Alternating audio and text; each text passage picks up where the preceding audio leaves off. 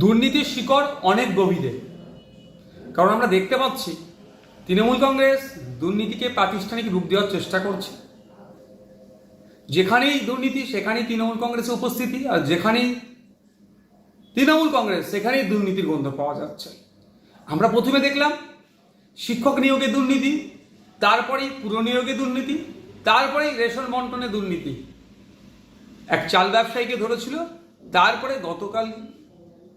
গত রাত্রে প্রাক্তন খাদ্য সরবরাহ মন্ত্রী বর্তমান গৃহমন্ত্রীকে রেশন বন্টন দুর্নীতিতে গ্রেপ্তার করছে এটি। এই বিষয় নিয়ে অনেক মতপার্থক্য, অনেকে আলোচনা করছে। তবে আমরা ভুলে যাইনি সে আমফান জ্বরের সময় এবং কোভিড অতি মহামারীর সময়তেও তৃণমূল কংগ্রেস চাল চুরি করেছে, এই অভিযোগ উঠেছিল। দুঃখের বিষয়, এরা বিভিন্ন জায়গাতে দুর্নীতি করেছে। আপনি শিক্ষক নিয়োগ, বালি পাচার, কয়লা পাচার, গরু পাচার, ফায়ার ব্রিগেডে নিয়োগ, কনস্টেবলে নিয়োগ, মুখ্যমন্ত্রীর নিজের দপ্তর গ্রুপ ডিএতে নিয়োগেও দুর্নীতি হচ্ছে, মাদ্রাসা নিয়োগেও দুর্নীতি হচ্ছে, অনেক দুর্নীতি হচ্ছে। অবশেষে গরিব মানুষের যে রাশনটুকু পায় সেইখানে ওরা দুর্নীতি করতে গিয়ে জড়িয়ে পড়েছে, এবং যেগুলো জনমানুষে আস্তে আস্তে আসছে। হাজার হাজার মানুষ রেশন ঠিকঠাক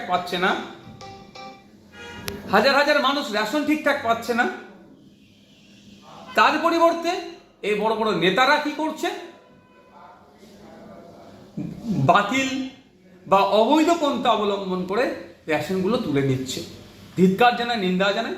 বাচ্চাদের মিড ডে মিলের চাল নিয়ে অনেক অভিযোগ থাকে, কোয়ালিটি নিয়ে অনেক অভিযোগ থাকে। তো এই যে দুর্নীতি হয়েছে, আমি মনে করি এটা অর্গানাইজ ওয়েতে হয়েছে। একটা সিন্ডিকেট আছে, এই সিন্ডিকেটটাকে ভাঙতে হবে। যারা এর সাথে যুক্ত তাদেরকে চিহ্নিত করতে হবে। শুধুমাত্র একজন প্রাক্তন খাদ্য সরবরাহ মন্ত্রীকে অ্যারেস্ট করলে এই সমস্যার সমাধান হবে না বলে আমি মনে করি। আমি এটাকে তিন রকম ভাবে দেখছি। প্রথম কথা হচ্ছে, একটা হচ্ছে যেমন শিক্ষক নিয়োগের ক্ষেত্রে দেখলাম আধিকারিকরাও জড়িয়ে পড়েছে। এক্ষেত্রেও আইএস বিসিএস যারা আছেন তাদের অনেকে হয়তো এর সাথে যুক্ত থাকতে পারে, তাদেরকেও জিজ্ঞাসাবাদ করা দরকার।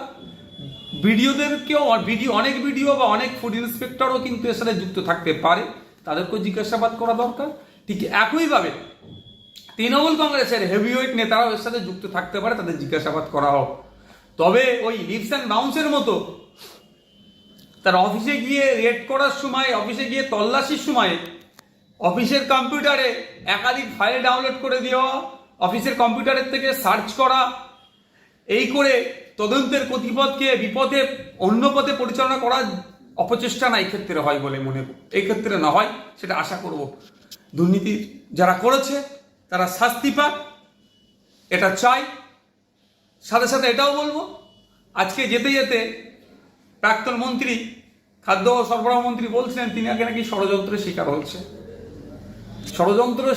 বলছেন, তিনি একবারও কিন্তু বললেন না তিনি দুর্নীতি মুক্ত। তবে ষড়যন্ত্র কোথা থেকে হয়েছে না হয়েছে প্রশ্ন থেকে যাচ্ছে আমার মনে। আমি বহিঃপ্রকাশ করছি, এই ষড়যন্ত্রটা কালীঘাট থেকে হয়নি তো, এটাও তদন্ত করলে বা সাথে সাথে এটা হয়তো উঠে আসতে পারে।